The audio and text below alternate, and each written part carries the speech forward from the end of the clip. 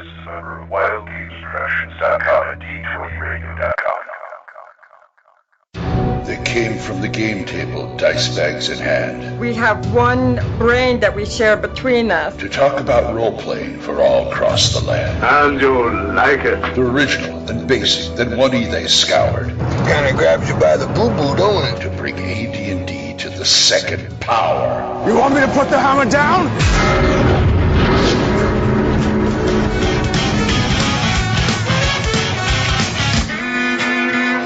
Welcome to THACO's Hammer, the best damn AD&D 2nd edition podcast ever.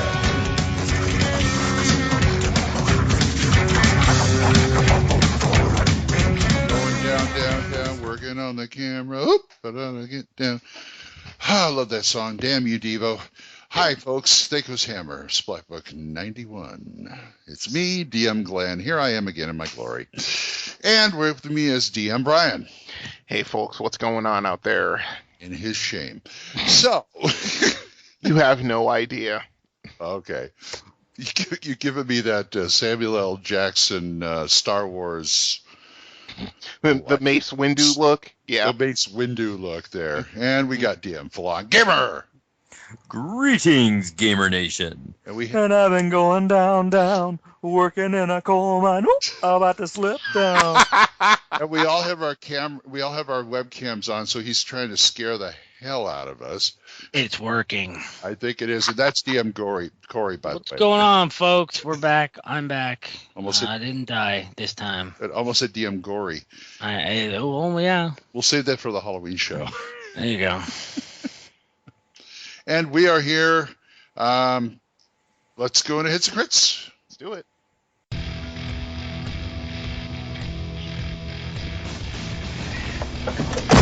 Well, one thought he was invincible, the other thought he could fly. So? They were both wrong. Son of a bitch is dug in like an Alabama tick. You're hit. You're bleeding, man. I ain't got time to bleed.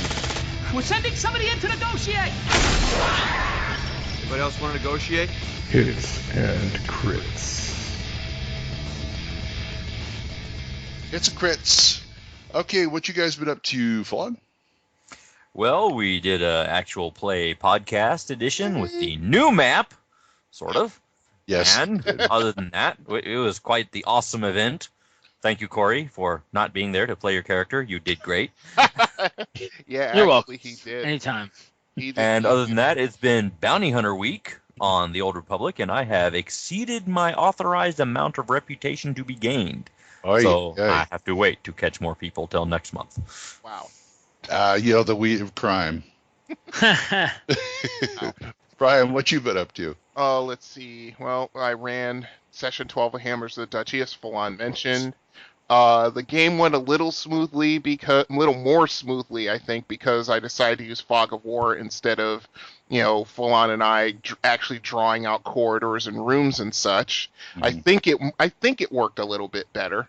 They just did that so I couldn't doodle on it. Yeah, that was a little bit of a distraction. Yes. That just means we can concentrate on doodling in style. Ooh. Yeah. Well, that conjures images I'd rather not think about.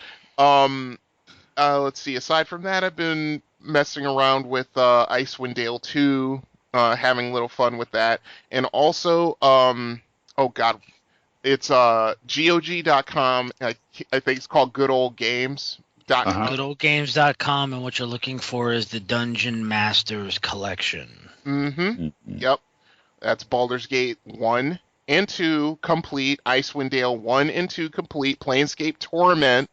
Let's see. Neverwinter Nights 1 Diamond Edition, including the expansions. It comes with Neverwinter Nights 2. It comes with Temple of Elemental Evil. Mm-hmm. And it comes with Dungeons and Dragons Dragon Shard or something? Dragon Shard, yeah. Dragon Shard and Demon Stone. Now, that's like, 13, 14 games on average, like 15 hours a piece. Wow. Yeah, it's 10 games for $21 for sale on Good Old Games right now. Yeah. Wow. That is a steal. So you're telling me. Yeah, I couldn't pass that up, so I went for it. All right. What are you one-upping full on? I'm not one-upping because it's only gold edition, not diamond. Yep. Well, see, I think I have platinum edition in my desk in the second room.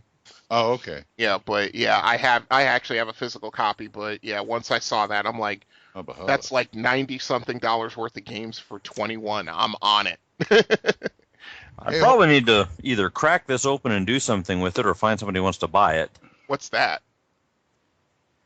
Oh, ooh, is that shrink wrapped? Torment? That is shrink wrap sealed. Ooh. Oh, I know sort of sealed. Yeah. Some people sort of sealed. It's tried to tear open, but it's still sealed. Yeah, you heard it here, folks. Sides. Planescape Torment. Look for it on eBay or something. Or something. How about you, Corey? What's up? Working my butt off. It's the end. It's the end of my month of family. Buddy of mine's having his 10-year anniversary. So next weekend we're camping out at his house.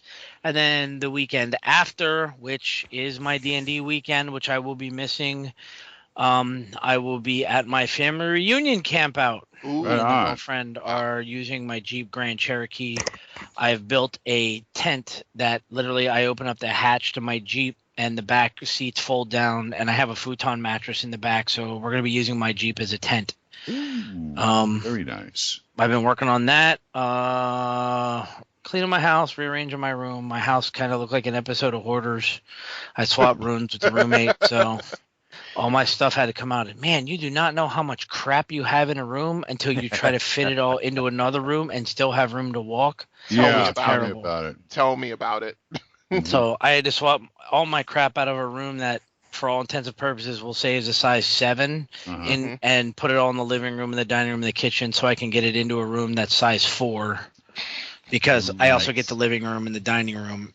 So, but yeah, been doing that, rearranging, finding stuff, going, hey, look at this map. This is cool. What the hell did I draw this map for? There's traps and stuff on this. And I know it's mine. There's traps on it. All right. I don't know what I'm for. I use it. And I'm like, hey, what's this character? Whose is this? Dave the Barbarian. All right. This must be Steve's character. But yeah, I've been organizing and going through all my crap. I found a whole entire box of unopened, unspine cracked RC 2nd edition Player's Handbook, 2nd edition DM's Guide, 2nd edition Monstrous Compendium, 2nd edition Player's Options, all 3 books. So the Player's Options, Skills and Powers, High Level Campaign, and the other one. But they're all uncracked. Skills and Powers, Spells and Magic. Yeah, and then I found a still sealed red, the Dragon Mountain box set. Whoa. Yeah. Wow. That's yeah, nice. It's still sealed. Like, I found a box of stuff that I went, hey, I don't want anybody else screwing with this, so I'm not going to put it on my gaming shelf. So I put it in a box and hid it, and then I found it while I was cleaning. I was like, holy this is like Christmas. This is awesome. I got a whole bunch of these. I was like, oh, I didn't want to touch this Glenn, stuff. You should make him an offer. I'm waiting to hear anything that I don't have or want. You wanted Player's Option stuff.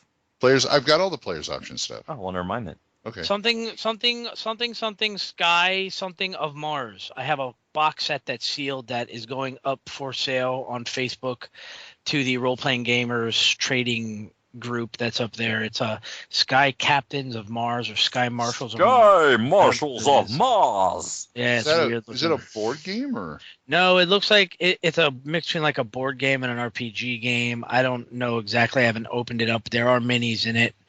It might be like Warhammer Gothic, but like with steam ships. It's essentially like 1800 steam stuff. Steampunk meets fights aliens. Sounds like space. So the new John Carter of Mars. Yeah, essentially made it before the movie. It sounds like decades ago. Board war game. It sounds like it has something to do with Space 1889. Maybe. Oh God, I remember that. It might be part of the Space 1889. They did a board game or two. They did a board game or two based on that. Yes, I remember it was something of Mars. Mm-hmm. Yeah, the title does sound familiar. I'll bet you dollars to donuts that's what it is. Yeah. That'll work. Hey, it's a companion set to your Hyborian thing. Nice. Nice. Okay. Okay, for everybody out there listening to the show, look up Google Sky Galleons of Mars by the company GDW. That is a space. GDW? That's a space it's a 1889. space Yes. 1889. I have the box set. It is still sealed in plastic. I don't want it, and I want to sell it. That's an offshoot of the role-playing game. Okay. Yep. So Space 1889. Yeah, it's a tactical combat thing. I found it's unopened third Star printing. Wars for blimps on Mars. Yep. I found a third printing unopened box of Risk. Really? Wow. Yeah, so I got that, and then I found my Star Wars Monopoly and my Blood Bowl box. Ooh. So there might be some Blood Bowl in the future. Oh. Nothing like a football team made of orcs and goblins. Yeah. Oh yeah. Anything else? One made of werewolves and halflings. Painting minis like a some bitch. Did you check your mailbox? I did, and as a matter of fact, thank you. You're I welcome. did receive a book from one of my bestest buddies, Glen Hallstrom. It was a Whisper and Venom RPG book. I looked over it. It is sitting next to my throne, aka the toilet. Uh-huh. I have been reading it incessantly on there to the point of my legs falling asleep. That's when I know I gotta get up.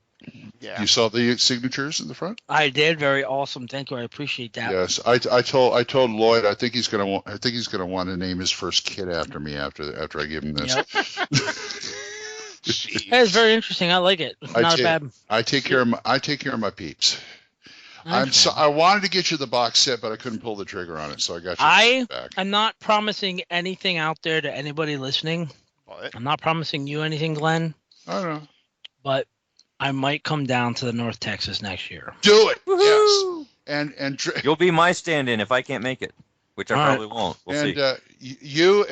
I know Vince is going to come because Jeff Grubb is going to be one of the special guests next year. Well, I saw that. You know what? If I get this, I'm angling to get a job, and if I get it, and I still have it, I'll come out there next year. Right? Yeah. Corey, go down, grab Brian by the scruff of the neck, and drag him with you. All he's got to do is drive the 5.5 hours to Ann Arbor. Sure, I'll go down with him. Yeah. So, do you have a train? Is there a train in Ann Arbor? Yeah. So we can just pick up the Amtrak and take it down. You heard it here, folks. Yeah, exactly. We take a train to Chicago and take it straight down to Texas. Sure. So we could totally play Munchkin on the train all the way down. Oh God. Well, you'll have to teach. Why would you play Munchkin when you can play friggin' Rail Tycoon? Or you know what? We could play second edition Dungeons. You look like you were going to throw up a little bit there, Brian. There's the concept. Well, you know what? Jeff Grubb's going to be there next year. He's a lock as a guest, and already people are asking him to play Face-Rip Marvel, to run Face-Rip Marvel. Of course. Nice. Well, I look at it this way: if we get 3 people down there, I say we just hijack him at some point and get him to do an interview. Sure. Sure. Interview no problem. THACO's Hammer, and never mind. Yeah. About to say now remember, Corey, Vince is going to be there, so. Oh, he's going to get a big wet willy kiss from me. Because Vince loves me in that special way. I felt like I had to babysit him Saturday, but we're doing interviews and stuff, and it's like, after a while, it's like, okay, we just talked to Steve Marsh. That's nice. Can I go look at the dealer room some more? For those of you out there think I'm being mean for any of you out there who think I was being insulting or mean to Vince, if you hear some of the recordings that us group here on this radio station have between other things that he and I say to each other. Oh boy, I'll say. Yeah, we've been in existence for 3 years plus. Yeah, those two. Yeah. Just oil and water. Vince loves me. I know he does. Glenn, what you been doing? In a brotherly way, I hope. Anyway, I've back from the North Texas RPG Con. Status report, please. It was what? I said status report, please. Fan-frickin-tastic. I had to drop a game, but that's okay. The ones I play were choice. The B1 game that Bad Mike runs every Thursday night. Mm-hmm. Great. The dog lived. The 4th dog I bought. Every time I buy a dog, first encounter, he's the first to go. This time it lived, and I only said that's only because I was trapped in the 2nd level after the landslide. Half the party was split. Half was down there, half was up there, and the dog was with Liz. So that's why the dog lived. Because he wasn't with me. It was one of the puppies. Oh, God. Let's see. I played a great Mutant Future game. I got to play Thunder the Barbarian in the Wizard's Graveyard, and my friend Matt played Ookla tremendously. Nice. And the last one I played was the last one I ran. My basic D&D game. Fantastic. Vince stayed for all of maybe half a game until he got bored, and so my friend Jimbo took over the character. And Mr. Full-On Gamer was playing a thief. He plays a thief just like he plays any other character. Awesomely. Yeah, I was going to say balls to the wall. I was trying to keep it interesting for Vince. You were. I mean, it was the final encounter, and he decided to cast, what did you have, a Ring of Flight? Yeah. No, somebody cast Fly on me. Fly on you. You were flying over the big bad guy vampire, just looked up and goes, sleep. Full-on thieves fall just like any other thief. Yep. Yeah, just like a rock. Boom. Rather messily, yes. But he was the one who pulled the Indiana Jones move that sort of nailed the coffin, so to speak, in the bad guy. Tell him what did you do again? You jumped straight through one vampire's legs to another. One vampire was on top of the great the altar, Orcus summoning altar. The other one was standing behind him. And the evil one. The evil one was standing behind him, directing him to come kill us, and he was trying to resist it. And I had been unconscious inside the summoning circle for Orcus, asleep on the floor. He woke up. I woke up. I still had a fly spell on me, so from the ground, I just shot like a full-on missile. So full-on missile. Dagger first. Yeah. Staking dagger first. Through the one's legs to try and surprise attack the other one, and rolled a 2? Something like that. Horrible. I don't know. But I rolled another 1 there. Yeah. But he had me fumble to the point where I got entangled with the guy's cloak and jerked it over his head and out from under his back. Put him on his ass, yeah. So, but you broke the control of the other vampire, turned around, took that wooden stake, and drove it into the guy's heart. No, that was another player. Threw it to him like, that's right. Here, free yourself from your vile control. Awesome, dude, steak. Here, Grandpa, boom, And at that time, everybody made a I was sweating bullets going, please, everybody make a dex roll. Please, everybody make a dex roll. Please make it. You all make it? Good. And because, Orcus's giant hand came through, grabbed the bad guy, Grandpa, and yanked him down into the underworld. Hey, Glenn. Don't worry, I had a backup plan for that. What? God. Why am I not surprised? That was Orcus. That was just, all it was then is just do a pickpockets roll to steal the person back from Orcus's hand as he pulled him to hell. You'd let me roll for that, right? Sure, I'd let you roll for that. But it was an awesome con. And I want to say a shout out to Andrew, who I spent many pleasant minutes talking when I was manning Bad Mike's booth. He came from Ireland to come to this convention. That's cool. His very first American convention, and he had a ball. And thank you, Andrew, for coming. I hope you come again next year. You and your other friend, which I didn't get to talk to. I'm sorry about that, but yeah, I mean we're dragging him in from Ireland. Of course, he heard us on Save or Die, but hey. It's the thought that counts. You know what I mean? Wild Games Productions, that's all. Yeah, Wild Games Productions. Anyway, that's my con report, unless I think it's something until next show. Yep. Do we have any emails? We have, count them, 2 emails. I want to do one. Okay. That's okay. That's fine with me, Corey. I'll do the short one. You can do the other one. It'll keep me awake because I'm not drinking, so... and to think, he's got his wires crossed because alcohol usually puts most people to sleep if they drink enough of it. Anyway, our first email is from Brad Qualls. Hi, Brad. And he says, I love the podcast, guys. I've been listening since the first episode, and I really enjoy the various aspects of the show. I like how you seem to cover a broad range of second edition instead of focusing on one aspect. Yeah, we try. I'm hoping to get back into playing again soon. This is the edition I first started with back in the 90s, and I keep finding myself coming back to it. Come back to the dark side. We have cookies. Exactly. Anyways, I want to let you guys to know to keep up the good work. And thank you.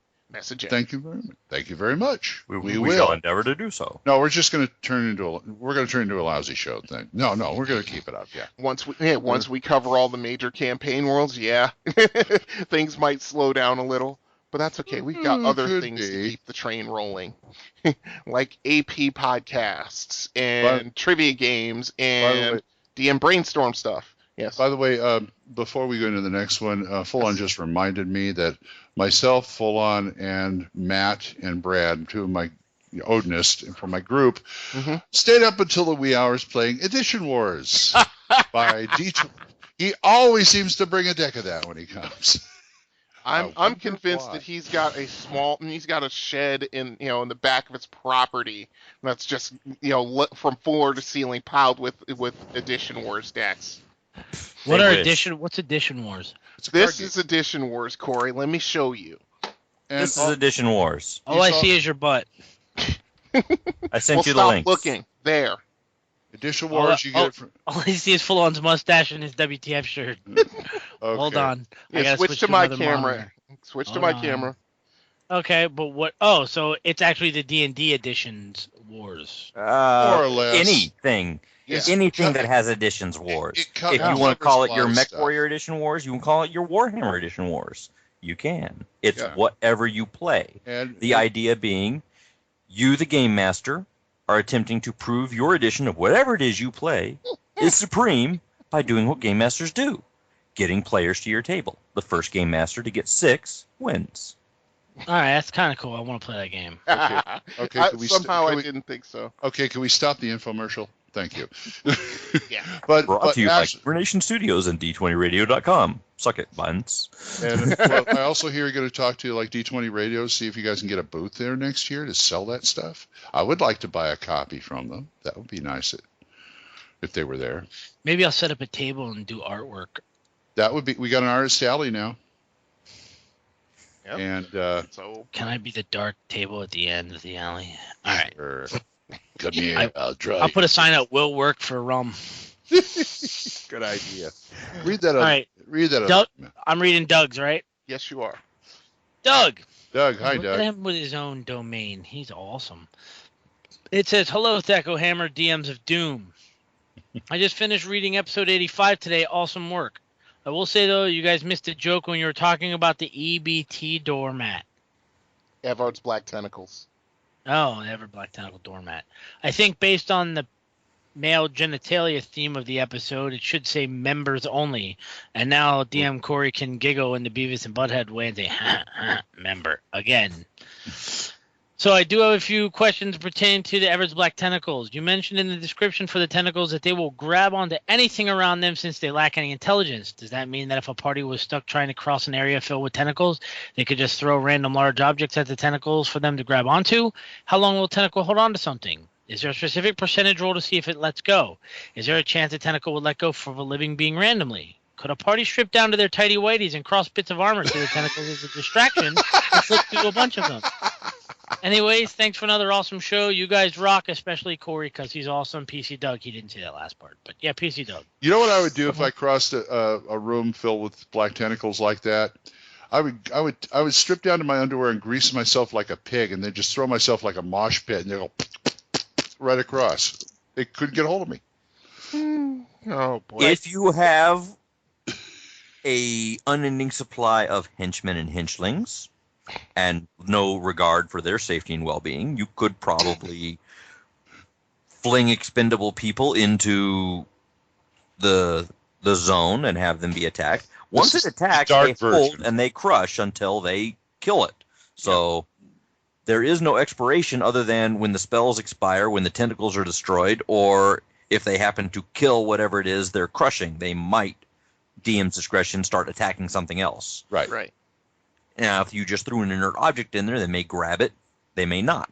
If it's a creature, since they're designed to attack creatures, they'll probably attack creatures over objects, I would say. Okay.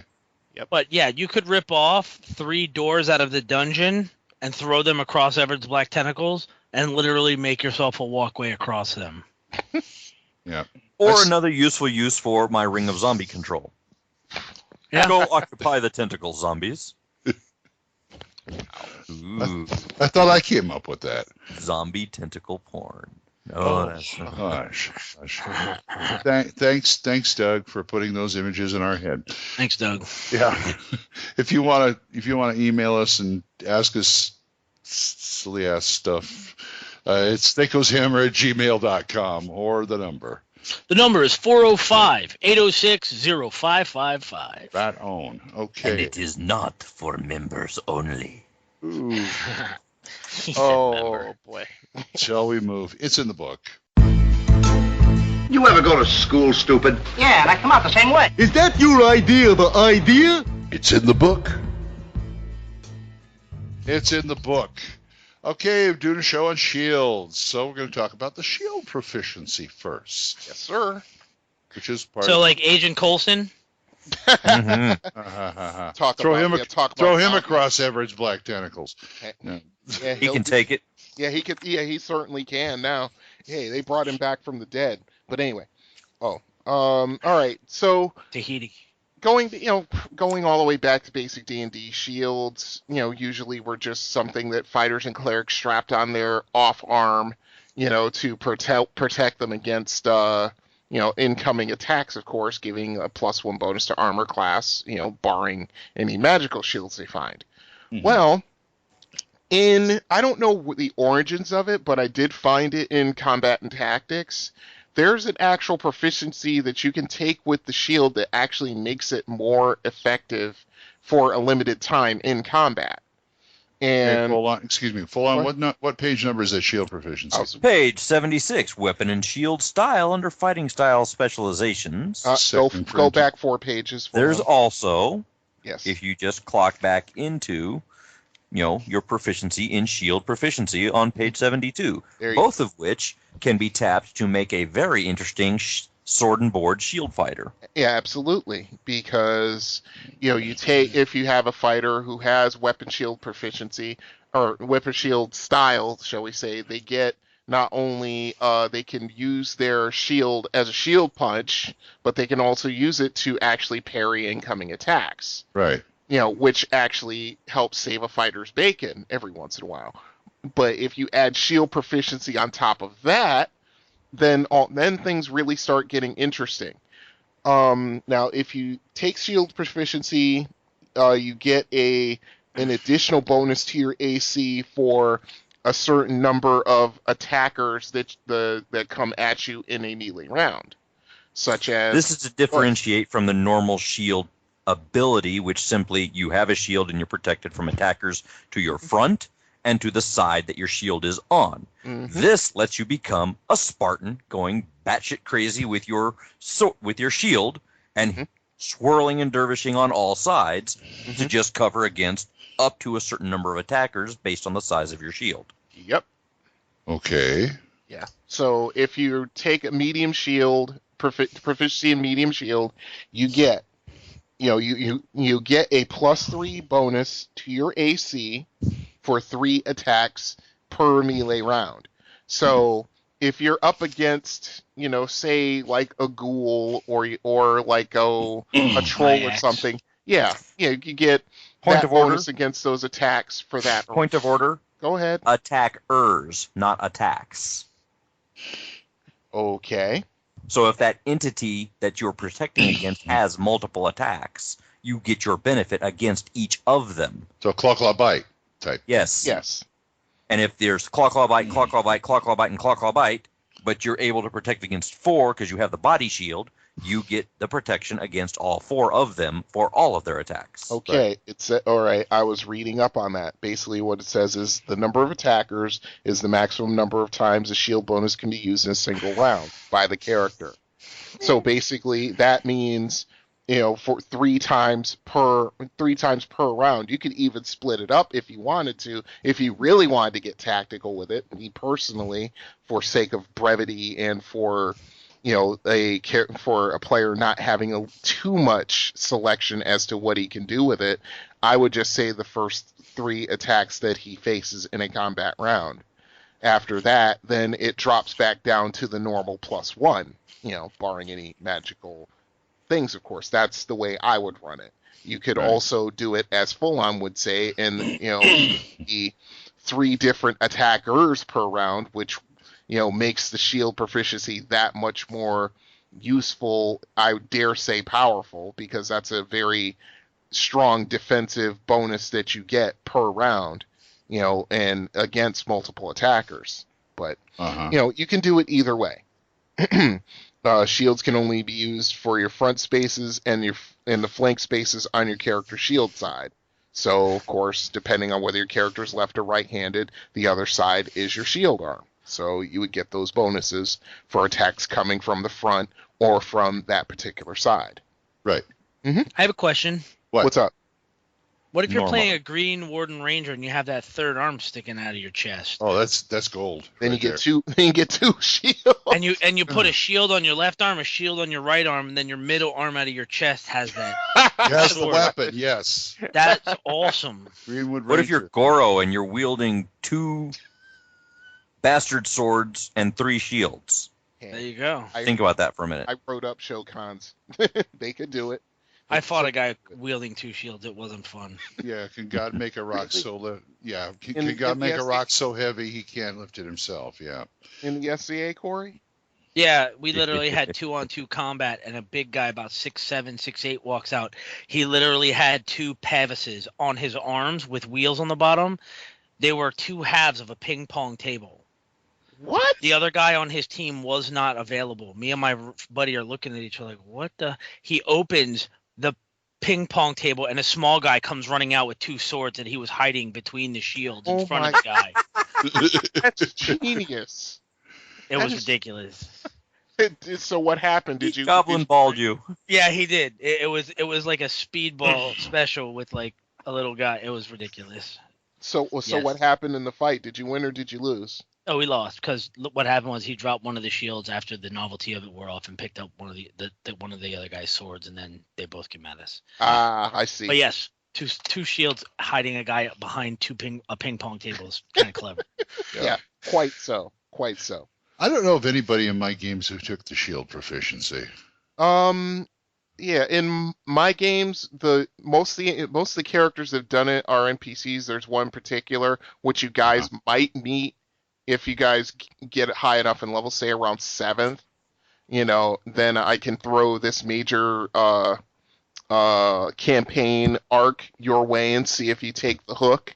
But one of the characters I have had shield proficiency, which basically gave her an effective frontal armor class of -6.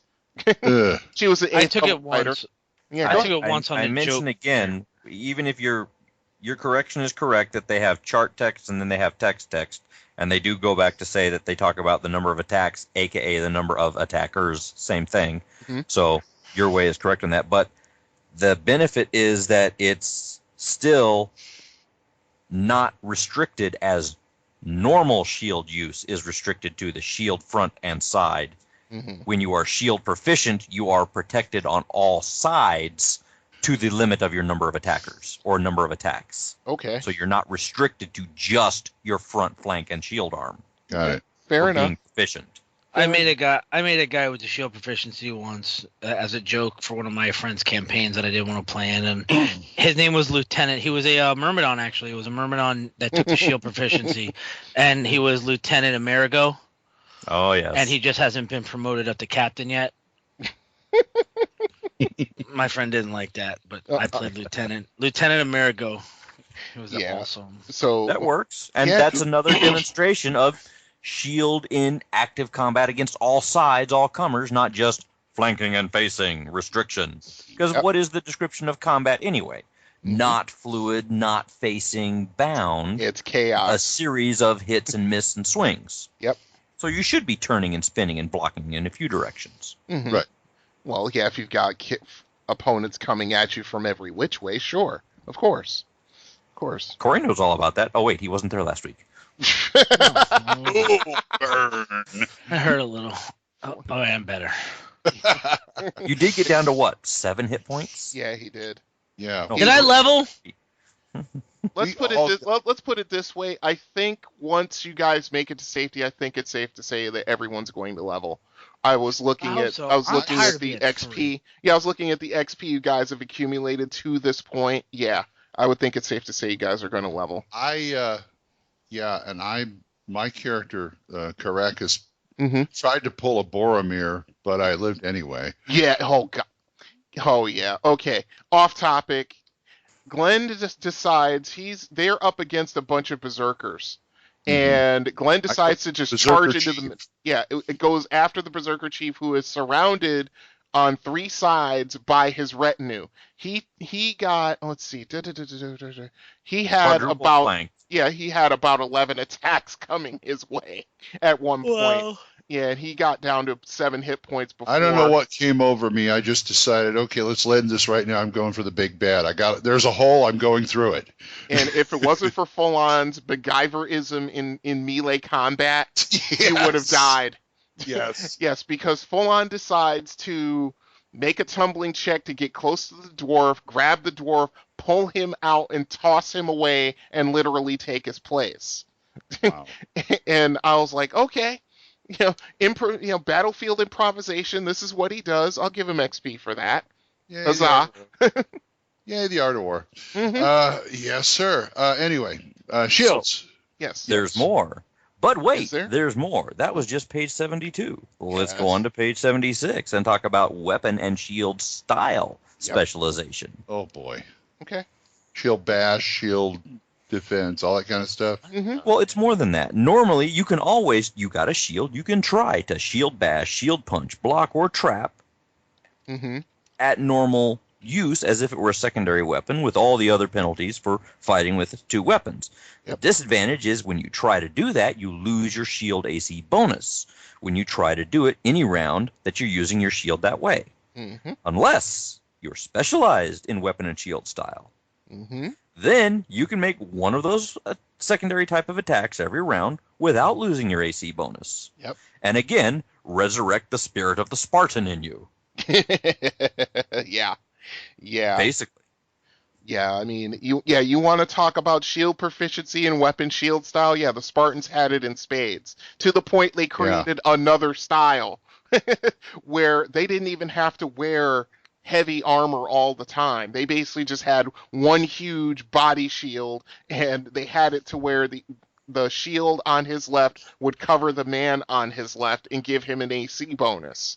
Wow. It was I actually thought about adapting that style with 2nd edition, but I thought about it. I'm like, there is no way, unless we did a specific style of game or campaign, that would ever come about. Well, the only way you could use that is if the 2 people in the front actually fought with the same tactics and had the same shield wall training, or the guy with the shield that has the shield proficiencies that's using it like a Spartan is in front of the party in a 5-foot wide corridor, and the person to his left beside him up near the front is gaining that ability, and nobody else can get around that shield. I do recall some combat abilities that had to do with forming shield walls and fighting in close quarters. Yeah, they do have that locked shields behavior. Yeah. So instead of 1 person in a 5-foot square, medium creature, normally combatant, you put 2. Yeah. Yeah, and then they lock shields and they do that whole thing. Right. Yeah, except you had to do there was a minimum number of beings that you had to have to make an effective shield wall. I mean, Corey knows more about that than I do. But I hate shield wall. Are you a Florentine guy, Corey? Nope, I'm a pole armsman in the back, or a great swordsman. I will go run out with a great sword because I like poking people from behind the safety of a shield wall. There you go. Yes. Smart fighting.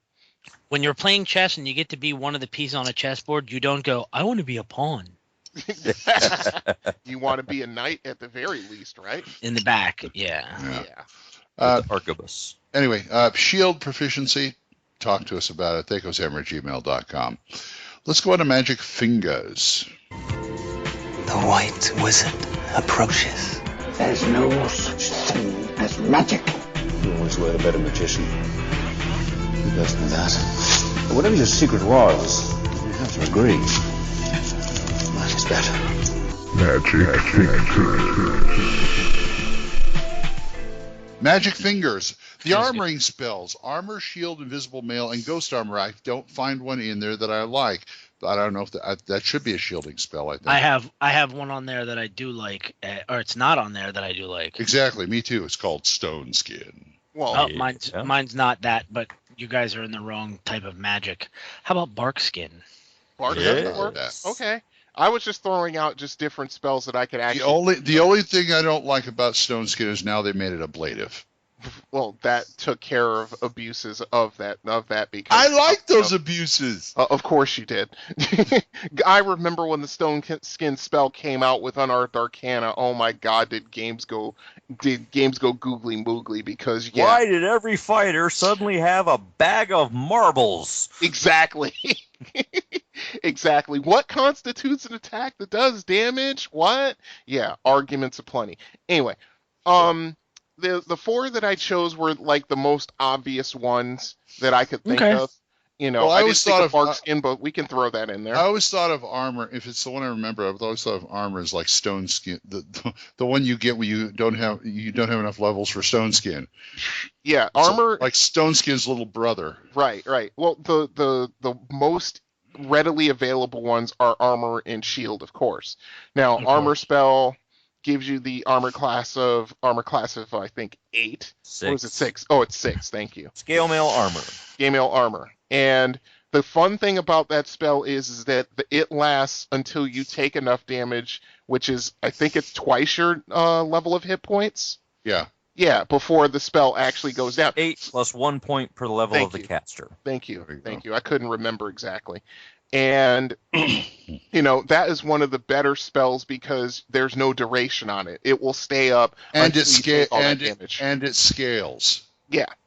Yeah, you're a 12th level magic user, 20 points right there. Mm-hmm, exactly. It's like, it's sort of, in a way, it's kind of ablative, but, just to see how much damage you take for the spell fail. Yeah, but you get a hell of a lot of stuff to play with in the meantime. Exactly, especially when you've got a mage and you don't have a high dex, so you're running around with an AC of 10 almost all the time. Right. So yeah, this is one of the better ones. The one that's the most common, of course, because it dates all the way back to basic, is the shield spell. Oh, yes. That's your rock bottom right there. Exactly. And the shield spell, that gives you an AC of 2 against hand-hurled missiles, AC of 3 versus device-thrown missiles, and an AC of 4 against everything else. And how long does that last? That lasts for 5 rounds per level. Wow. Yeah. So, and what level spell is that? That's a first level spell. Yeah, believe it or not. And wow. And stupid me as a DM didn't think to have his NPC mage put that spell up in the big bad fight. Which he paid the price for that, that's for sure. Okay, let's talk about the lesser known ones for a bit, like Invisible Mail and Ghost Armor. Okay, I've heard of Invisible Mail. I have not heard of Ghost Armor. Ghost Armor, I'm trying to remember where it first came out. Well, they say it's like known to be in the collected wisdom of Snillock, as in Snillock's Snowball Storm, but this one is like just an improved version of the armor spell. It's a 3rd level spell. It basically covers the recipient with a suit of ghostly translucent plate armor, which gives you an armor class of 3, which you can combine with dex and any other magical bonuses you have. The thing is that it's only 1 round per level, but you can put that on anybody. The thing with the armor spell and the shield spell is that's only indicative to the wizard. He can only cast it on himself. Right. With this one you can. No. Yes. I'll look at that, but. Armor spell, area of effect, 1 creature. Oh, you're right. Well, that's my mistake. I always ran it as only wizard only. I think the shield spell is wizard only. I'm going to double check that to make sure. And a range of 0, which that's only to the wizard. Effect special, the wizard, yes. Yeah, thank you. Okay, I had that mistake. My mistake. Won't be your mistake. Won't be the last. Okay. So that's a 2-point question on the D&D trivia. Oh, 2nd level question. Oh, God. You want to know what? Yeah, oh, God. Well, thank God that was episode 2. No one That was Corey's question, wasn't it? Yeah, it was. Can you use ghost armor on a bard? Yeah. Exactly. Yes, it protects him from decaying as he's piked in front of my castle. All bards get piked in front of my castle. I'm so glad I didn't put a bard in this game. I was actually thinking about it. There's actually another 3rd level spell as well, protection from normal missiles. Yes, there is. Yes. Which is fairly straightforward. Until you come at him with a sword and a shield. Yeah, then there's that. So, yeah, then that kind of close the gap. Yeah. Does a thrown dwarf count as a normal missile? Yeah. Well, if we're going with the whole shield theme on spells, then screw it. I want prismatic orb. That's shield. Protective. Yeah, it's true. It's very, very true. There's a prismatic orb too, along with a chromatic orb. Yes, there is prismatic. Otaluk's resilient sphere. Yep. Otaluk's. That's right. Wow. But, which leaves you prone to be hamster balled off of a cliff. I'm just hopping in my apparatus of Koalish. There you That's go. the shield I need. Exactly. And we have invisible mail, which is pretty much just like it says. Yeah. There it is. You have an invisible spell. Mm-hmm. It does drop your armor class to 3, but it's not cumulative with any other magical protection. How long does it last? Duration is special. Actually, it's the same thing as the armor spell. 1 hit for each level caster. It is 1 hit point per damage. So it takes so many hit points, it goes away. Yes, exactly. So unlike Barkskin, which is not ablative. What's that? Unlike Barkskin, which is not ablative. Correct. Not. Tell me about it. Yep, and I'm getting there right now. Thank you. Got it. And there's also It's back in the level 3rd level 2. range, the priestly version. Yep. Oh yeah. Magical vestment. There you go. And there's Gets that. a priest in AC 5. Yep. Yeah, Barkskin is the druid's favorite. It's a level 2 spell, which essentially gives you AC 6 plus 1 AC bonus for every 4 levels of the priest. Wow. Mm-hmm.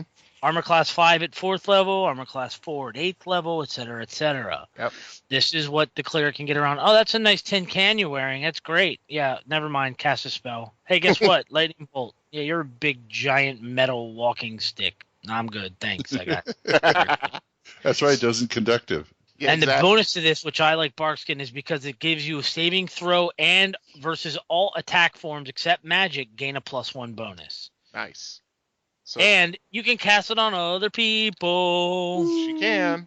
Now, magical vestment on the priest side of the house actually starts at AC 5, gets +1 per every 3 levels of the priest, but it can only be cast on the caster. Yeah, see, that's the different. Magical vestment. That's a 3rd level spell. Yeah. And the best shield type spell out there, contingency. Yeah, which just takes you away from what's trying to kill you. That's my best defense, not being there. If I'm not there, then I can't get hurt. It's true. And here I am looking up contingency. What is wrong with me? You've been served, son. Yeah, I have. I just want to be able to cast gaseous form. Oh, that's nice Wraith too. form works. Yeah, Wraith form. I'm going to cast fire trap on myself. You go ahead and cut me. You go ahead and open me up. I dare you. Yeah, do Wraith form with a crossbow in your hand, and that way when the goblin attacks you, and then you go, haha, you think this is a real Quaid? It is. And then you shoot him in the face. Nice. Nice. If you can get somebody to figure out a way to open you up and put an explosive rune on your heart or something. I go, you go too. Mm-hmm. Bang. Put an explosive rune on your brain and go up against an illithid. Oh my god. That'd be worth just to see it. Oh, you know what I pulled in the Laboratory game last week? What's that? We got attacked by a water naga. Okay. And the druid put growths around it, vines and stuff. Mm-hmm. And I said, oh, it's a 4th level spell. I can't do it. And Matt goes, what is it? And I says, I was thinking of casting the reverse of 6 sticks to snakes. He says, you got a 4th level spell now. Use it. Wow. And it turned the naga into a big hunk of wood, which we chopped up. There you go. And then when the spell comes back, then all of a sudden, dead naga. How about that? Yeah. See, that's called MacGyvering it. Yeah. That's a very good way to apply a spell, yes. Anyway, back to shield. Yes. Shield spells, more than I can think of, but there's like dozens more out there you haven't even thought about. Mm-hmm. Through supplements, Dragon Magazine, all that kind of stuff. Wizards and pre-spell compendiums, yeah. Yeah, pretty much. And folks, tell us about your favorite. I want to know your favorite defensive spell. Tell us about it. THACOshammer@gmail.com. Mm-hmm. Fireball. Well, the best defense is a good offense. Yes. Oh, and we're going to be loaded for bear.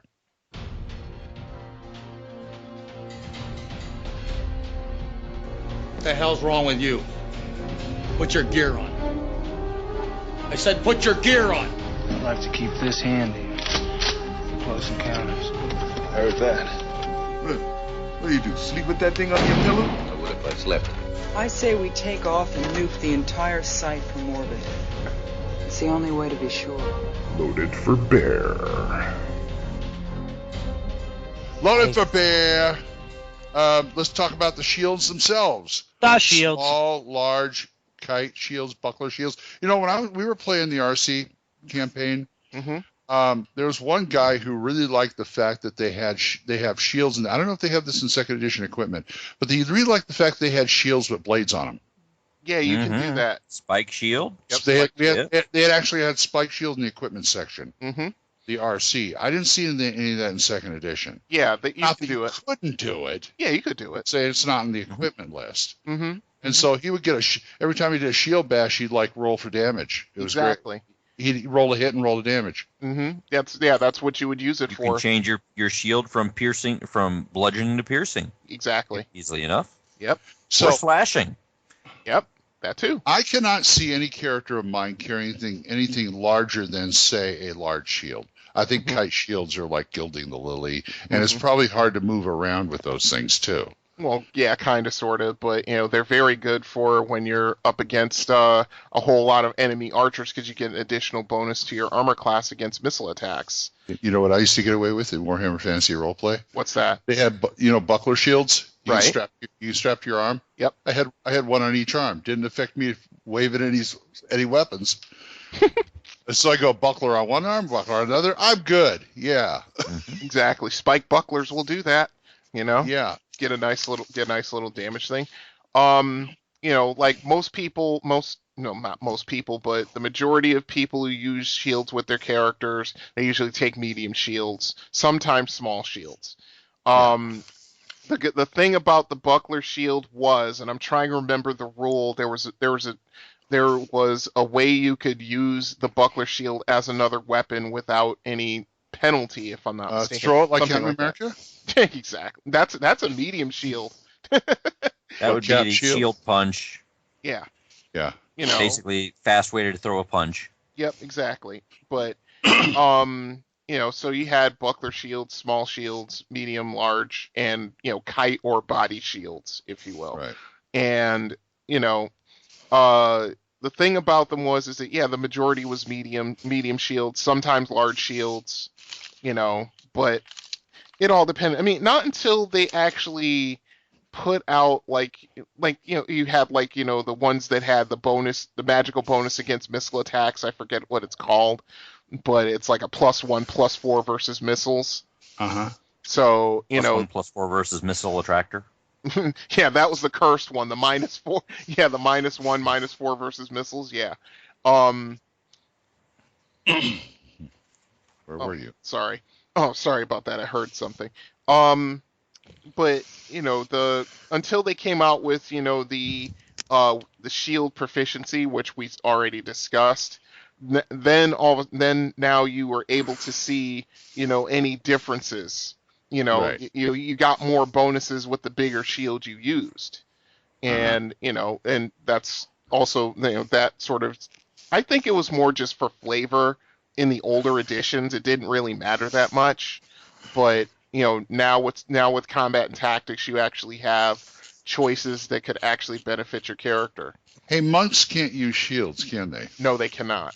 That's too bad. I think of like a nice bamboo shield or something. You know, kind of based on the bamboo armor of samurai and stuff. Right. That'd be cool because it deflects. It does deflect. Yes, it does. You know, you laminate it, right? Hey, go with that 3-sectional staff, or just go all Jackie Chan and pick up a stool. Yeah, that's the other bonus thing about flails and things like the 3-piece staff. They actually negate shields because you can wrap them around the shield. Because I was thinking for Corey's character, it'd be nice if he had some kind of shield. But no, he can't. I was in a campaign that we the wizard had found a wand of Tensor's floating discs. Ooh. And we took the gnome tinkerer who wielded crossbows and literally tied and chained 3 round shields together and literally made him essentially what you would ride in a chariot. And we put it on the Tensor's floating disc and pushed him around. And he literally sat up there in the tower with his freaking crossbows. It made him is it called a redoubt? Or is it a redout? Redoubt. Redoubt, yeah. Thank you. Yeah, made him a redoubt. Made him a sniper hide. Yep. Exactly. Yep. Or you made him a really cheap man's Dalek. Yes. You shouldn't say those things full out when Brian is drinking. So. Oh God, yeah. No, I timed that on purpose. No, actually, you just mistimed it. I was just about to swallow when you said that. But anyway, yeah, I was gonna say you could hear a little voice going, "Exterminate!" Yeah, something like that. That's a clever use. I mean, me, I'm just the basic. You know, I'm a player. I want the +1 AC. I'll take a shield type of thing. Mm-hmm. You know, and it never goes beyond that. Right. You know, but you know, like I said, with the advent of combat and tactics, you actually got, you know, if you wanted to make a defensive wizard, if you will, because you know you don't have a high strength, you don't do a whole lot of damage other than the weapon you're wielding, then you can just, you know, make yourself harder to hit and give yourself a better chance in the fight. Right. Right. Exactly. Like I said, besides, you can always do things like animate object on a shield and let it take care of standing in front of you for the arrows on its own. There you go. No, do hand to hand with what'd you say, animate object? Yes. And just while you're hitting, it's shield bashing. Mm-hmm. Why are you hitting yourself? Why are you hitting yourself? Don't say that too loud, full on. That's what you did last session. Yeah. Yes, I know. I fumbled man. Flare. Yeah, when you fumble, you don't screw around. Yeah, boy. Triple result, single roll. Also taking a shield and sovereign gluing it halfway up horizontally into a chute that you shoot out the bottom. Once you get down to the bottom, you just glue a shield. It's literally like a Julianne Fryer. Ooh. Anybody who's coming down after you hits that shield. Yeah, sharpen the edge. Yep. Yeah. We'd also do that with Tensor's floating disc because it's only 1 molecule wide. I want to do that with a shield of spell storing and blade barrier. Oh, there you go. Verbal command. You flop on your back, hold the shield over your chest, and scream out, "Julian!" That's the word. That's the activation word. It slices. It dices. Yeah. Oh no, I'd say popeel would be the word. Exactly. Queasy. Yeah. Anyway, shield. You got shield stories? Tell us about it. THACOshammer@gmail.com. And now, folks, time for brainstorm. Now you tell me what you know. Only the infinity of the depths of a man's mind can really tell the story. What are you, a wizard, a genius? Dear Brainstorm. And you too can use the slap chop. Yeah, there you go. You're gonna love my nuts. Are you listening to me, camera guy? Yeah. Cambot over here. Yeah, exactly. Anyway, we're going to do a forest setting this time. Who came up with this segment? This is ridiculous. You did. Oh, that's right. Yeah. I'm going to say there are trees. Yeah, Corey, you're going to have to actually think in this segment. So. Damn it. Yeah, all right. It is unclouded. And I said think and not drink. I barely have enough blood in my alcohol level, but I'll try to wiggle through this one. Why don't you just go get something to drink? Because I'm trying to quit. Ah. I know my dad told me quitters never win, but... Yeah, well, you know, I get it. my liver is pretty angry at me. I'll bet cursing you out right now. I'll bet. Oh yeah. Well, right now it's living in Utah somewhere under assumed name. But with your ex, yeah. Protection. Yeah. Yep. All right. So forest brainstorm. Forest brainstorm. So we got a forest. Clunk. There it is. This is for what kind a campaign, huh? First of all, what kind of forest? Forest primeval, light forest, a few shrubs. What? How about conifers, evergreens, oaks, weeping willows? How about redwoods? Yes. Exactly. Petrified wood. Anyway, no, I was thinking we did petrified our wood already. How about this? How about it be I used concentric? To have it's this huge area, say a couple of a couple dozen mile radius, and it just starts out light, and there's one path, not even a trail or a road, but a path going through it, and the further you go into it, the deeper and the stouter the woods become, shall we say. So on the outer edge, it's a little balsa. Near the middle, it's a little mahogany. No, mahogany be closer to the middle. Is this a forest that has a section that could be defined as the dark heart of the forest? Yeah. Yeah, that's what I was going for. That's where you find my petrified wood. Let's say we got a logging town on the outside of that. Oh, logging town. Those are fun. Yeah. Okay. Simple frontier town. People are coming in trading furs. They're used to seeing many people coming in and then leaving. Loggers are there. And a river and lake. How are you going to get the logs to the mill? Yep. Load them down. The river. They make flumes. Yep. Load them down. Yep. Typical I'm a lumberjack and I'm okay type stuff. Yeah. Okay. And do we do the obvious? What's the obvious? The shrubber. There are elves in the forest that don't like having the wood, the trees harvested. No, we don't do the obvious. That depends on who's running the logging operation. Is it men? Is it dwarves? Is it something else? Okay. All right. I can't. I'm going to say. Go ahead, Corey. I was going to say we could have some Ettercap or Neogi. Running it in the forest? In the woods. Oh yeah. Ettercap love forests. That's right. Yeah. Neogi is going to be really bad news too. Mm-hmm. I mean, there's so many. What? Time out. We used Neogi on the last brainstorm. Oh, we did. Right. Yes, You're right. Did. Okay. Scratch that. Arena. Oh yeah. We need spell-casting spiders. Yes. I like that. Okay. Good threat. Good threat. And maybe a were-spider or 3. Okay, I'm down with that. Okay, now, in the heart of the wood, and even the people in the village, they know not to go too deep into the woods because people tend to not come back. Right. And they're killed in various horrible and grisly ways and left as trophies hanging from branches. Yes, as warnings. I was going to say you could have it where people aren't returning and no one knows why. Yeah. And as the players get to the center or near the center of the town, the thing, the trees are becoming petrified. They're turning to stone. They're finding statuary within the forest. Oh. There we go. Yeah. Now your brain's we got a Medusa Madar mated pair. How about that? Correct. The spiders stay on the outskirts because they know what happens when you get into the dark heart. Those who travel deep into the forest see petrified trees. Then they start seeing statues. Okay. Ooh, I like this. There's a BBEG even beyond them. Because that's just what they use for a perimeter, the Madar and the statuary. They also like it for decoration. This is a place to have dark Fae. I was just going to say Fae. Fae mounds. Okay. Fae mounds. Okay, yeah, I hear that. Okay. But those, I would say that's very close to the center, but not at the center. So you think we should work in a unicorn for the bronies? You want to know something?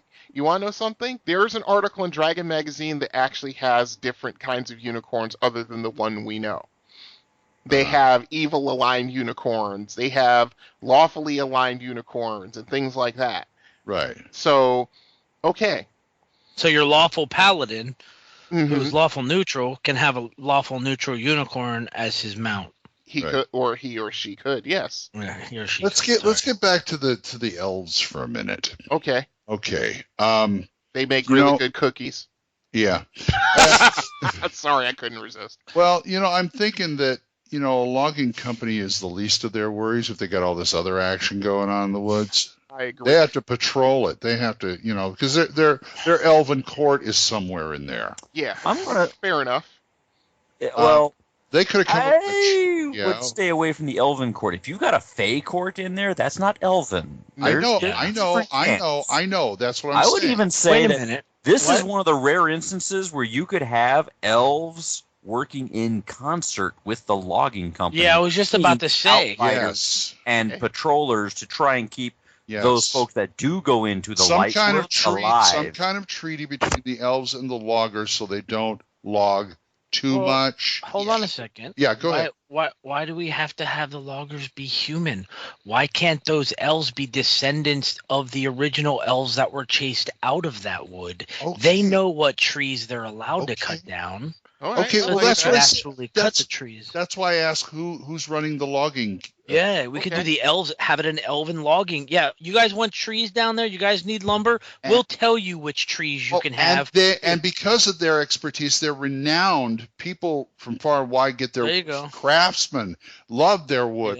They turn out such nice. They know what to cut and know what the best is. So it's the village of IKEA. Okay. Oh, God. No, I have a better idea. How about this? The elves basically got ousted by the dark powers in concert with the dark Fae court. But instead of them trying to take it back by force of arms, the elves are taking it back and taking the extreme long view, taking elven generations. We're talking hundreds, thousands of years even perhaps. But they're actually taking the forest back by slowly destroying it, which would lead to their logging business. They're basically cutting down the forest to say the level of the outer ring of the forest, like very light woods, maybe some scrub and whatnot, stuff that's not really useful for making wood items or for exporting lumber elsewhere. Okay. So they're basically going in. What's that, Corey? It could actually be replanting trees on the other side of the of the logging community, because they're like, fine, we can't get you out of our woods. We're going to take the woods away and move the woods somewhere else. This sounds like a familiar scenario. And the elves keep moving right along with it. And the trolls and the giants and the remember that? Yeah. Oh my. Oh my. There's also like we throw a couple of treants in there. Oh, a couple. Well, using one module. Would be one of those. I think in this case, the treants would be the ones who are on the side of the trees. So they don't care if it's elves or dark fae or Neogi or Ariana or Medusa or whatever. Right. They are on the side of the trees. Gotcha. Gotcha. Now, and also, how deep is this? Like a forest primeval with like a big canopy cover? I could say that let's say if we're gonna go like concentric, going from light woods to the darkness in the middle. Because there are certain things there are certain creatures that dwell in the Underdark that come up to the surface as long as it's nice and dark. Like the middle of a forest primeval. Orcs don't like light all that much. No, they don't. Trolls don't like. You're talking about dark fae. Why can't there be an ancient elven city or citadel in the center of that forest primordial?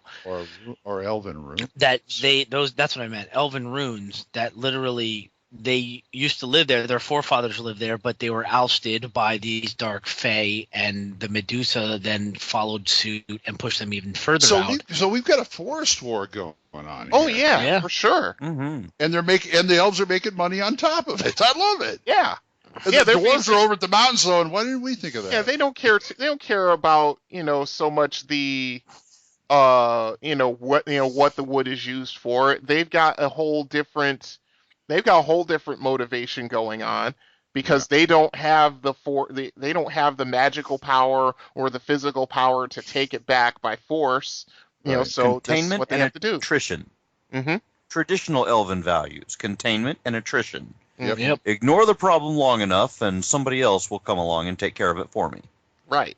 Yeah. That's where the PCs come in, of course. Of course. Yeah. Where should we insert? How do we make trouble for the PCs to resolve here? We got plenty of options. Well, let's see. I would say the first one would be just them being a security force coming in to protect loggers while they do their thing. Right. It's fairly the first several trips they make are fairly easy. Maybe they'll run into an Ettercap. Maybe they might run into one or two Areniae.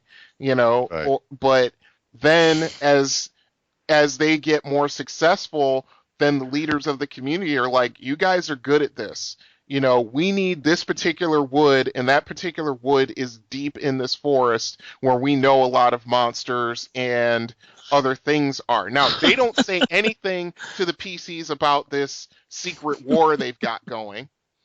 They say nothing to them. What is it, Corey? Somebody might be adventure hooked with the traditional, oh no, somebody went into the forest and didn't come back. Well, Could you go fetch the statue fetch this statue back for us. All right, Corey, what? My brave adventurers, our neighboring town, the town built into the side of a large ravine, needs wood for a bridge. The wood must be a certain wood found deep within the forest. There we go. Now we're tying it together. They have a river that would feed the logging plan. Yes. And the wood is special wood because it's giant boulder proof. Yep. Yes, and they're trying. Yeah. Oh God. Okay. Now, see how we tied that in there? That's good. That's good. Yeah. Go back a few shows. Back a few shows, folks. You'll catch it. Yeah, exactly. Yeah, we keep doing this. We might as well just write out the entire. Hammer World. Yeah, exactly. THACO World or something. Yeah, Hammer World. That works for me. But yeah, full on world. That's a scary place. I don't want to go there. No, I don't want to go there either.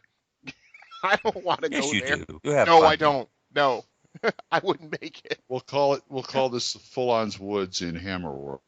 If I live 1 week in your world, Full On, yeah, I'm doing wonderful. I've hit the lottery. Yeah, there we go. Okay, but anyway. There was an Arnold Schwarzenegger movie about that. Exactly.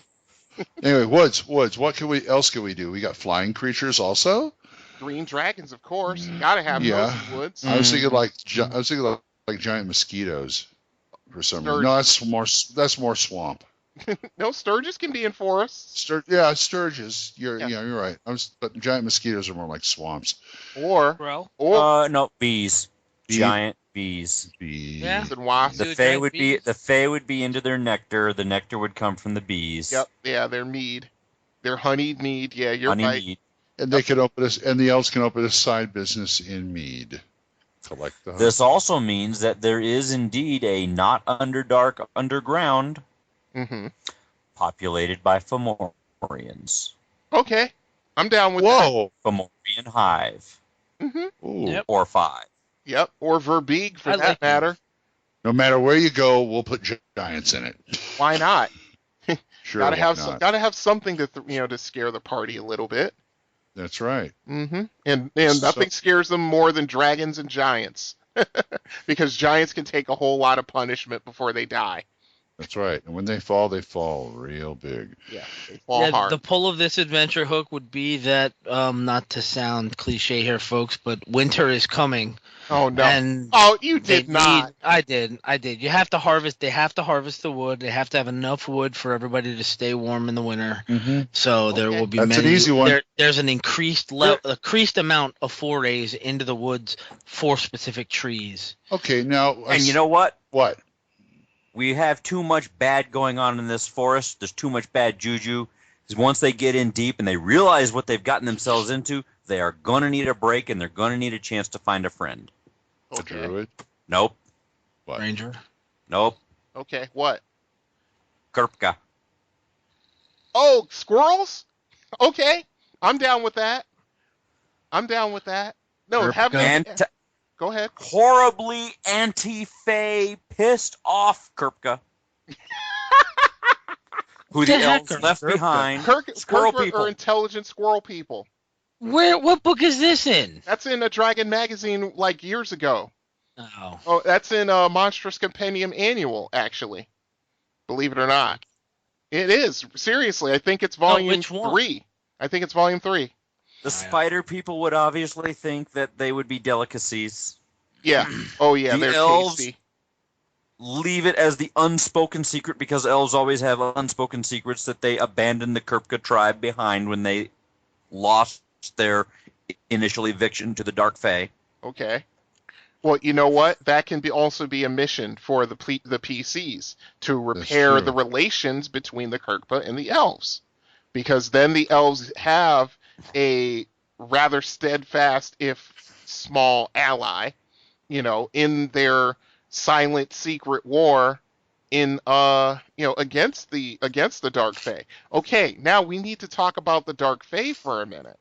Okay. All right. Now they've had this forest for several hundred years, and maybe I won't say they're starting to decline, but let's just say they're getting a little bit more aggressive in their defense of what they have. They've noticed something finally. They've noticed the elf tactic working. Yes. Getting them to notice something really gets them pissed off. Yeah. Did you say Fomorian or did you say Formian? I said Formian. Sorry. You meant not ants, giants. right? I meant the ants. Yes. The centaur ants that are native to Arcadia. Yeah, that's what I thought you said. All right, that's different. That's why I was like, where did the giants come from? He said Formian, meaning like ant hives. Yes, ant is good too. Ants are good too. Giant ants. Hey, it worked for Indiana Jones. Mm-hmm. I But yeah, why did it have to be snakes? Anyway, go ahead, Corey. How do you spell Krpka? Kerpca. Yeah, they're not. Hold on, I'll look it up. I know where it is. I know it's one of those two, and I always get it wrong. So hold on. Hey, if we're gonna have Krpka, we gotta have Campestry in the forest. No, there's gonna be Campestry. Damn it. Hey, it's a forest. It's dark. Fungus grows. Glen. It does. I knew. I should have known you were. You're lost. Just follow the singing Campestry. Yeah, it's singing. In key, but they get the words wrong. Yeah. Or you could just put Smurfs in there. I don't care. Oh God. Here we go. Follow the singing. Na, na, na, na, na, na, na, na, na. That would actually be funny. The Smurfs would actually be a banished. They were banished from the Fae court when they decided to just say we just want our people. We don't want anyone, any good people around. I have no problem putting Smurfs. And we want to be able to use the word Smurf as a noun and a verb. Exactly. Smurf did a long time ago. Corey, it's volume 4. My bad. Volume 4. Yeah, volume 4. Anyway, Temperate forest, herbivore. We've got neutral to chaotic good. Yep. By the way, when we say squirrel people, they're 1 foot tall squirrel people. Yes, very small. So they're not entirely frigid. 1 foot to 18 inches. Mm-hmm. Is there a raccoon that handles a gun in there too? It's got a real foul mouth. Yeah. Smoke cigars. Yeah. There we go. Rides on the one active int in the forest. Oh yeah.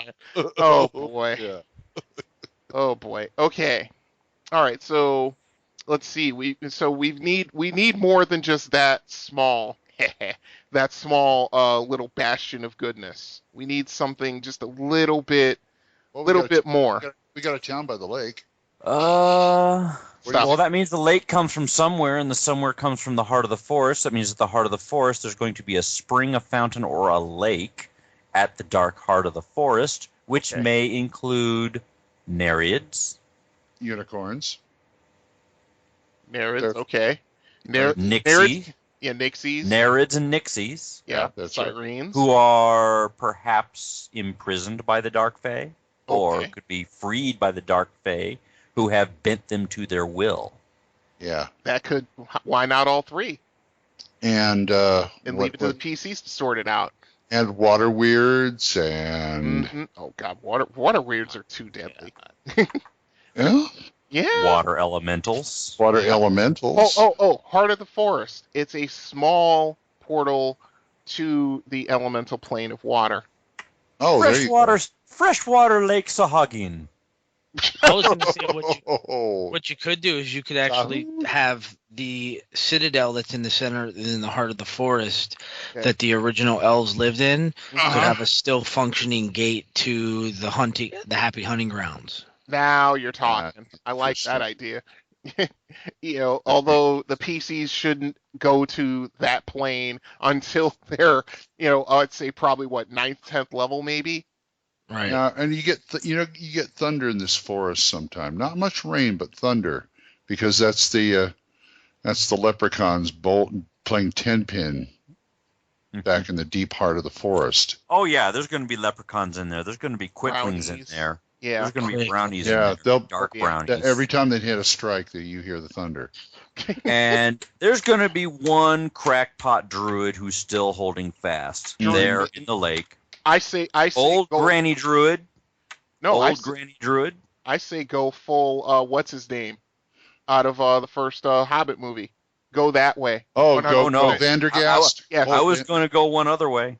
Pendergast, yeah. What's that? What's that? Animal companion for this druid is not giant rabbits that run the sled. It's her gator. Her really, really big, dire gator in the lake. Gator in the lake. What is now? A very placid lake. Oh my God! Did you just do Lake Placid with Betty White, the little old lady with the gator and the? Hold on, you! You son of a gun! You! What? Betty White's good in everything. Give her a gator. Give her your characters. Give her your characters. Yeah, go ahead. Here you go. Here's a great. That's a neutral entity. It could go either way of the discussion. I'd put this guy in there. That's a druid. Oh, wait a second. Hold on. Oh, is he riding a wild boar? Warboar is a giant wild boar. Folks are listening. Glenn is holding up a picture of a guy with deer antlers riding a giant dire wearing a wild hunt helmet, and he's riding a dire warboar. Yep. Yes, I'd put them in there. Sure. Okay. Let's see. That would be the hunt master for the Dark Fae. Yeah. They have their own wild hunt. Yeah. Got that out of the Astonishing Swordsman and Sorcerers of Hyperborea box. Yes. Okay. Yeah. I'm down with that. I'm down with that. They kind of have a wild hunt that they just do traditionally out of their own ranks. Right. Okay. But once a year, they get to pull a real wild hunt. The capital T, the wild hunt. And they don't stay stick to the forest. They actually come and try to hunt down elves. As a matter of fact, that's almost the reason why they pull the wild hunt in the first place. Hey, that's the name of this adventure in this forest. Those one elves in the sky. Sorry. You all right, Glenn? No takers? What was it? What was it again? Go ahead. This adventure the adventures centered around this forest are those who hunt elves. Oh, dark part of the forest. Anime reference. Wow. Wow, that went right by me too. Holy crap. Ghost Riders in the sky. Oh boy. That'll work. I think we might be done. And you know what? There's enough going on there. We don't need green dragons involved in this. What have you got in mind? Cloud dragons find this hilarious to watch. So they're spectating from on high. Okay. I could see that. Oh, yeah. Well, there we gave you a mess of a forest, folks. Yeah, that's a mess, for sure. Yeah. Tell us your logging or forest or face stories at thacoshammer@gmail.com. Send it by Kirpka Messenger. There you go. Or the Campestria will come and give you a singing telegram. And that's closing Splatbook 91. Yep. Man, we're getting up to our 100th episode. Oh, my goodness. Yeah, we're getting close. I mean, we do have shows planned all the way to 98. So, yeah. Speaking of that, Glen, I'll have the rest in there. Okay, cool. Glen, well, by the way, can you get a hold of Liz for me? I could. Okay, I want to get this girl's show out of the way. Oh, okay. Oh, hey. Watch that. Well, why don't you sit? Episode title, I've got 99 Problems and a Vince ain't one. That's a good one. All right, I can put that in. Well, why don't you say goodnight? No. And remember, good night, Gamer Nation. Yeah. Enjoy the fact that we have wood for you. Well, the log's redwood. I cannot believe you just said that. Yeah, mine was. Are we going to trade sheep for that? Oh. Good. Say goodnight, Brian. Good night, folks. Before he starts getting into huge tracts of land, I guess. Corey? Well, to keep the theme of this show going, if you folks are going to try using that campaign for yourself, just remember, a mirrored shield will help. It will. Immensely. Indeed. Immensely. And you might be able to craft a very interesting artifact at the end of that. That's right. Oh, God, no. Oh, yes. Somebody's gonna match the Titans. No. You know, if you give them that option, you know they're gonna. Never give them that option. You know what? It would have to be a greater Medusa then. Yeah, pretty much. and okay. Yeah. Glenn, good night. Good night. And I'm DM Glenn saying I'll see you next time when the hammer comes down on THACO's Hammer. Bye-bye. So what else did I miss for the campaign? Let's see. We have full on almost killed him. He almost killed him to death. THACO's Hammer theme is provided by the Diablo Swing Orchestra. You'll find them on Jamendo.com. All other additional music for this episode was provided by Kevin MacLeod. You'll find more of his music on Incompetech.com. Be sure to visit our website at thacoshammer.info. If you have any questions or comments, email us at thacoshammer@gmail.com. Remember, that's an O, not a 0. You can also find us on the second edition forums at osrgaming.org and at purpleworm.org. Or give us a call and leave us a voicemail at 405-806-0555. See you next time when the hammer comes down on THACO's Hammer.